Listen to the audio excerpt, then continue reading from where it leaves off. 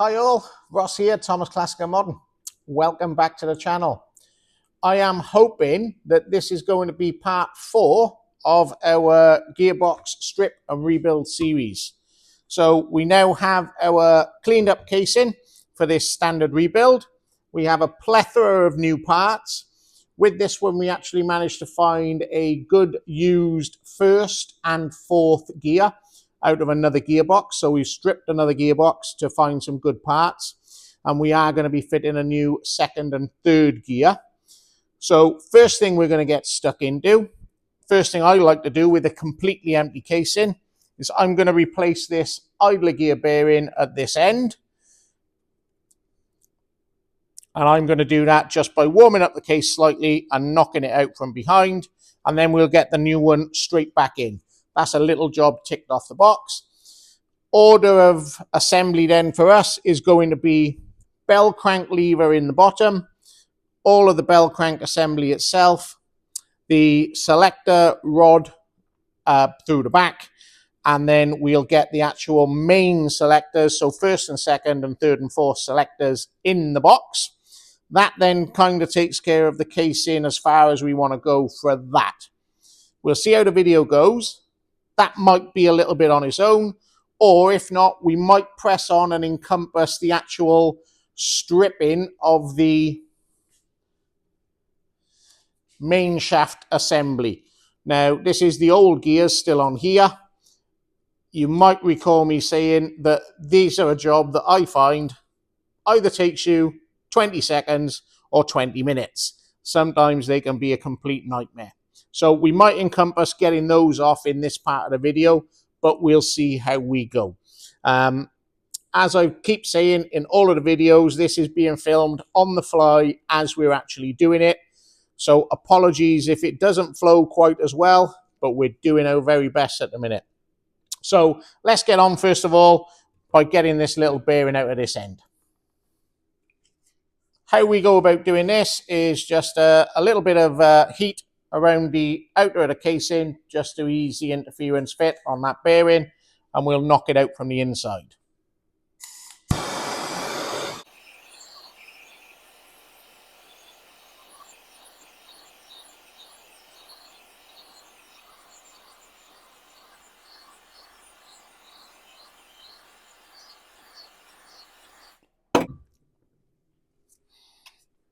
A suitable size socket, and hopefully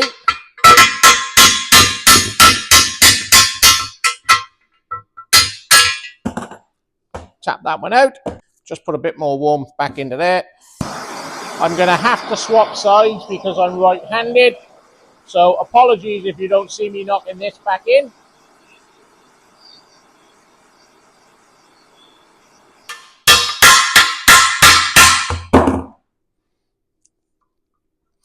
Just a little tool I made to help me knock these in, because we needed to use the same tool on the transfer housing. But socket works exactly the same. Well, there we go. That's that in there. All fine. And just below the surface, a bit warm, but all good. Next thing that we're going to do now is we're going to put the bell crank pivot back in the bottom of the gearbox. So we flip it over, and that assembly goes in here. Yeah, okay.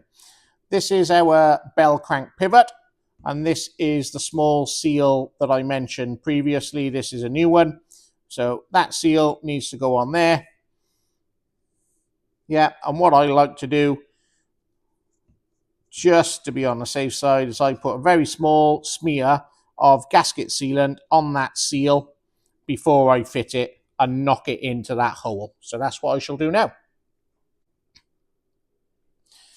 And then we drop it in and tap it home.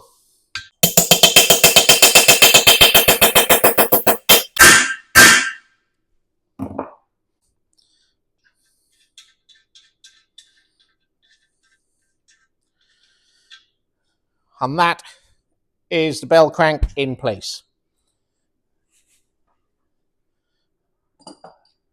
Next thing that needs to be fitted is your actual selector pivot. If you remember these from the stripping videos, these are the ones that I suggested. This little nubbin needs to be checked that it's nice and tight and not twisting.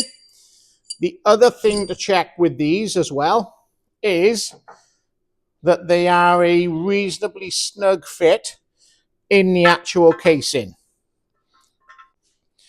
So this is the infamous Selector seal. So the seal sits in the diff casing that goes on here. Yeah. And you need to make sure that this pivot itself, or this assembly itself, is a reasonably snug fit in that casing. Yeah. So make sure that there's not excessive movement in there. It has to move back and forth. Yeah. So it needs to move back and forth.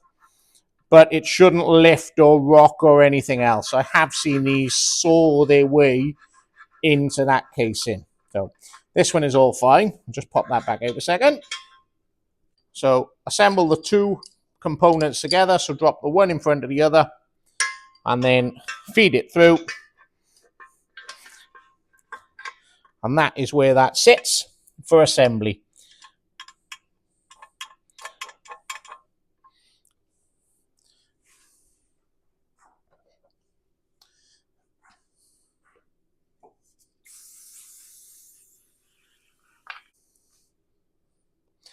Next component to go back in is our bell cranks themselves. Well, that is how the stack is assembled. So this is the top hat section. This is the reverse bell crank. This is the center bell crank of the stack, which is chamfered both sides, and the top one is only chamfered on the top. And in between, on top of and below the center bell crank, there is a very small shim. So that is where the shims go. So that is how that is assembled to go back on our pivot.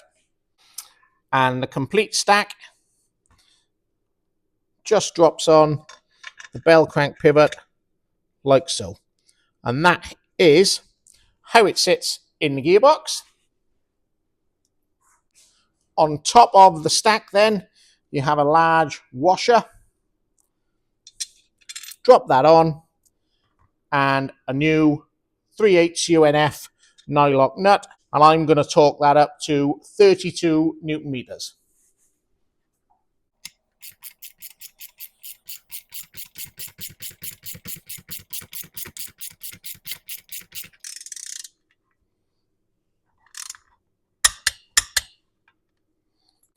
What I then like to do is line up all of the bell cranks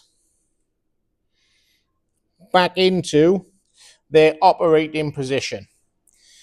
So you might be able to see now how this operation actually works. So the main section pivots through, and then this section that moves back and forth is actually what does your selecting. So that pushes the top. As you move the gear lever, should I say, side to side, it rotates that selector, and then that's working there.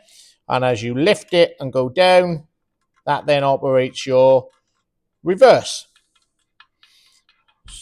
That is how that assembly works. All nice and free, no drag, no tightness, all tickety-boo. Next thing I'm going to drop in is the actual selector rod with the selectors that sit on the synchro hubs for the main gear cluster. In this instance, we have a brand new first and second, and we've actually found a very good used third and fourth to keep the cost down for the customer. That's the next thing to check for fit.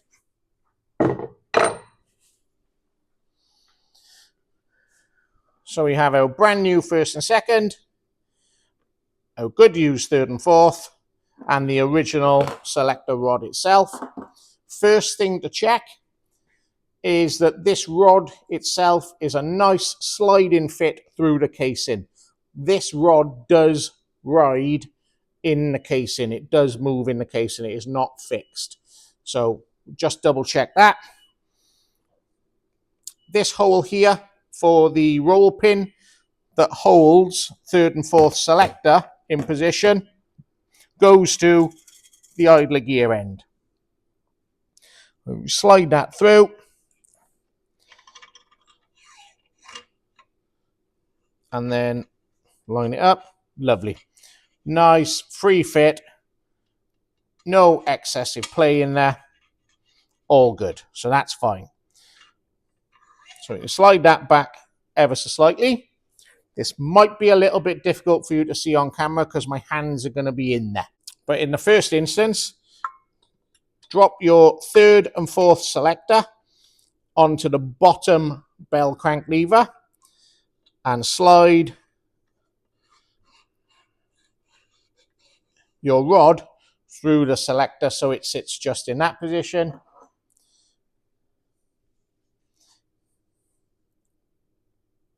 So the rod is now through that selector.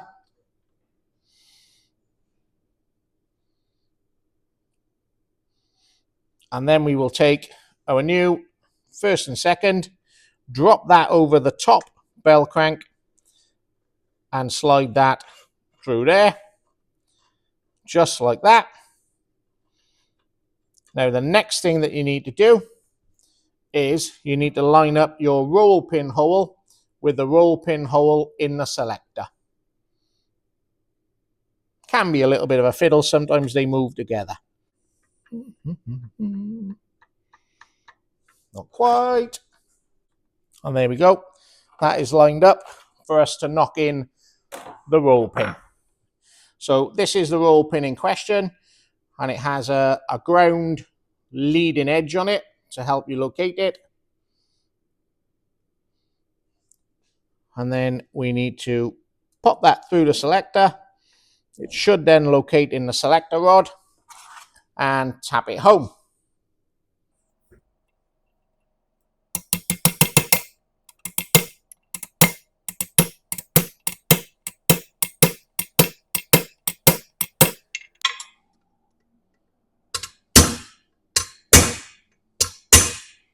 There we go. That's fully home and flush with the top of that selector.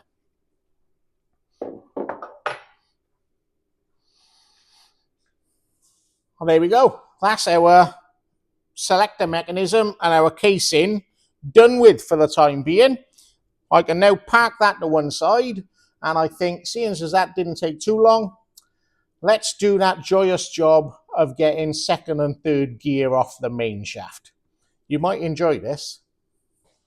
Right, so second and third gear off the main shaft can sometimes be a bit of fun. Sometimes they fly off and there's no problem at all. What you are going to need is something like jeweler's screwdrivers, something along those lines, but you need something with a very small, fine point on the end. So I've got a selection of stuff here that I normally grab and throw it all on the bench when I'm doing this, because sometimes you need everything. The only thing you can't do this with is a dirty great big hammer. Doesn't work. Tried it, been there, doesn't work. So how do I do it? How I like to do it is I like to have a screwdriver between the gears, first of all. Yeah. Not doing anything at the moment. It is just in there. I'm not leaning on it and this, that, and the other, but sometimes it can help to be able to put a little bit of pressure on there, and you will see why fairly shortly. So what we have to get out is this tiny little plunger here. Needs to be pushed in. And then you need to rotate this ring using that hole so that the teeth line up with the corresponding gear on there. It kind of becomes clear as you try to do it, but it is very much a feel thing. So how I do it, I get a pick or something in there to help me rotate. And then we need to try and grab the edge of that plunger and then rotate the gear just like that. Nothing wrong with that, you said? Easy. Yeah, that is the easy part. The next part is trying to get... Okay. The next part is trying to hold it all in place while you're trying to lift that up. So that is why the screwdriver's there. As you just seen, that little bit of weight on a screwdriver just helped that come up. And that is what you are removing. Then you just need to walk the plunger back in, push it out of the way of the gear so that you can get the gear up past it. Be careful with these because they can come flying out. And there we go. Third gear out of the way. And that is the corresponding spring and plunger. Put those safe to one side a second. And here you can see the under gear bearings. Yeah, that we've said before, we always replace, and this is one of the split bearings. So that is not a fault. If you see that when you're doing these, that is how those bearings are. But as I've said previously, we always replace them anyway. And second gear is very much the same, except for you have two plungers, one there and one directly opposite on the other side of the gear, just in there.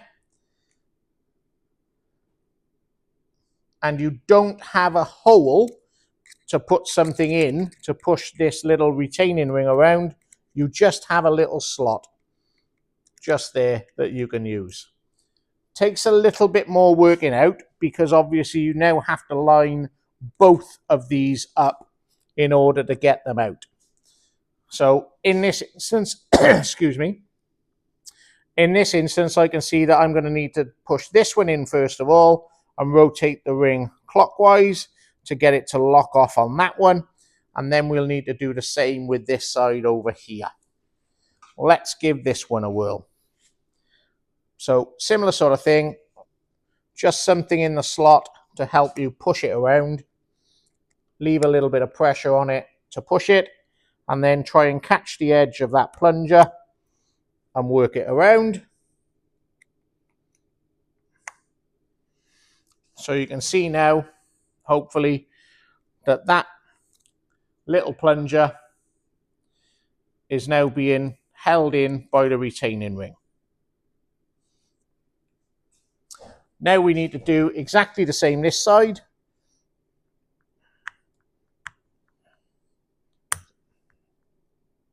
Push the plunger in and try and work the ring just around. This is where you need to be careful not to go too far so as to knock the other one out of engagement. So they are both now being held, and now we need to line this little retaining ring up perfectly in order to lift that gear up. Why I like to do this in a vise is I now do exactly the same.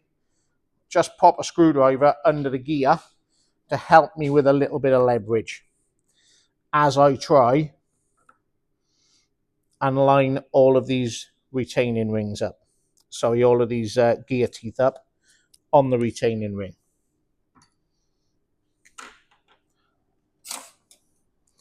This can sometimes be a little bit of a fiddle.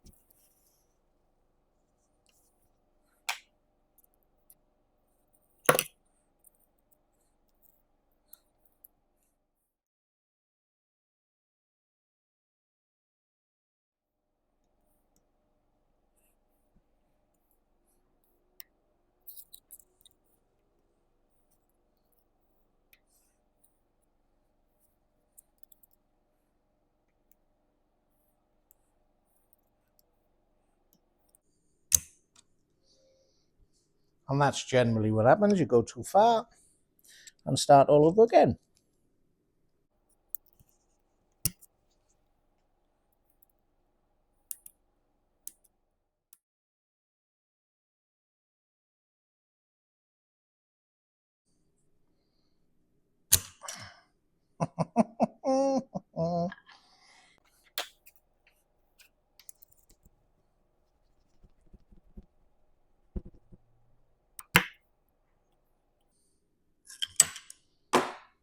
Success. In all seriousness, it just took 10 minutes. There we go. Just lift that off there. Up. It's all right. Drop my plungers. I shall grab them in a second. Get that off there. There's our retaining ring. There's our second gear. There's the other under gear bearing. And you will see that this one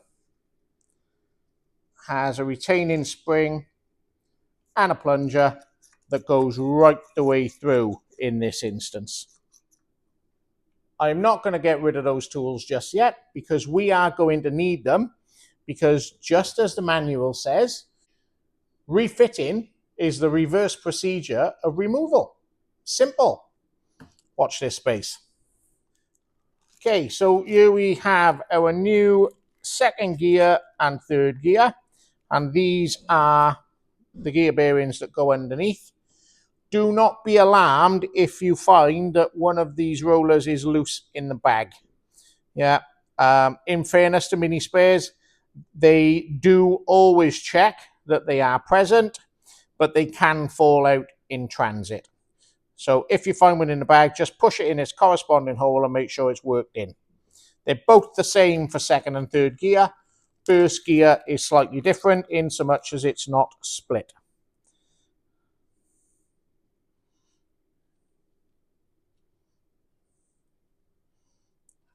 There we go.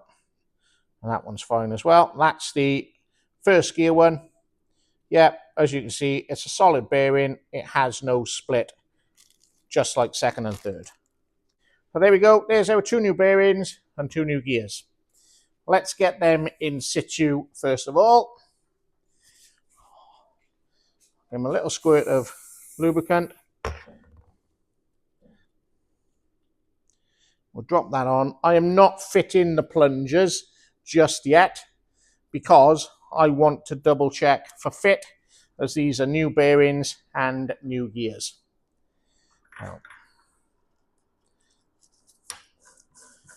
Absolutely fine. Lovely. Great. Nothing wrong with that at all. So as we are that way around in the vise, just get that out of the way. I am going to pop our plunger back in with our spring. So spring in first, plunger in behind it. Drop the split gear bearing over the top. And then you will need to push that plunger in slightly to get the gear over it, or you can manhandle it, sort of thing. Work it over at a slight angle.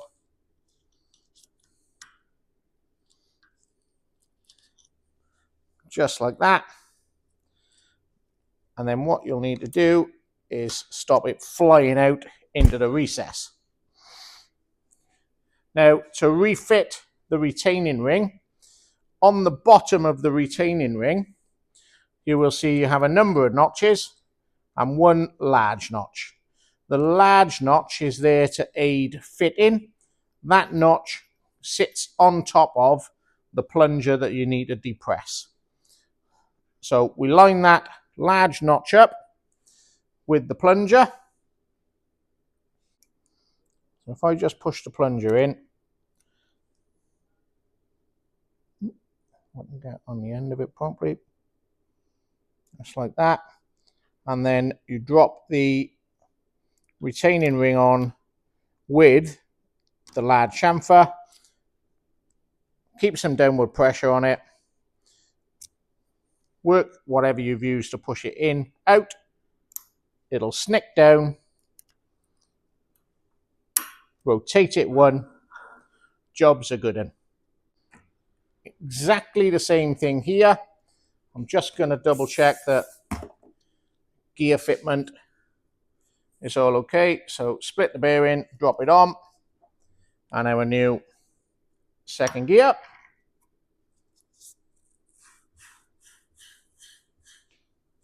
All good. Lovely. Rotates nicely, no binding, no tight spots. Great stuff. So we should just take that back off. Leave the split bearing on there a second. Put our plungers back in. And this one is slightly different. So you have a plunger both sides, a spring in the middle. So obviously now we need to push both of those in order to get the retaining ring on. Same again, drop the gear over. You can just push those in with your fingers usually, just enough to get the gear over. Just like that. You will notice that this gear has two holes in. Yeah, not directly opposite each other. I've actually managed to put them in the right place, but they line up with the plungers. And what they are there for is so that you can take a small tool and go through those holes and push the plungers in either side in order to get that retaining ring pushed down. This retaining ring has notches in the bottom, all the same size. Yeah, so to enable you to work through and push the plungers in. So you need two tools, very small to go through there, but reasonably stout. Now, just push that gear down there a second.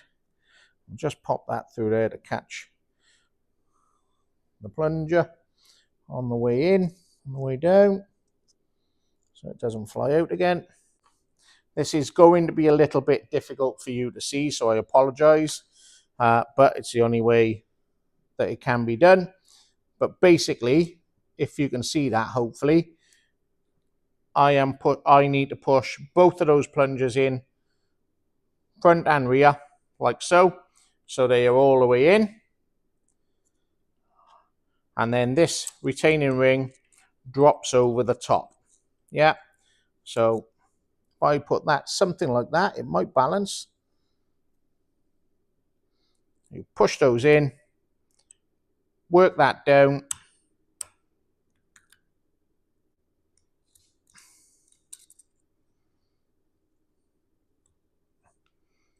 Push them down. And then same again, just take your little slot and rotate the ring once, twice. And there we go. That's both plungers fitted and in situ. So there we go. That leaves us at the point now where we have to rebuild the synchro hubs, completely rebuild this main shaft with all the other gears on, and then get this main shaft assembly into the casing. So I think I'm probably going to leave that there as a video. I'll see how it goes when I edit it. Might not be true. We might actually run on. But I'm just mindful of the fact I don't want the videos to go on too long with too much detail, and then you might find it difficult to decipher information out of it. So as I've said before, we're doing these things on the fly, ever mindful of what you guys are going to want to watch. So I think I'm going to leave that there.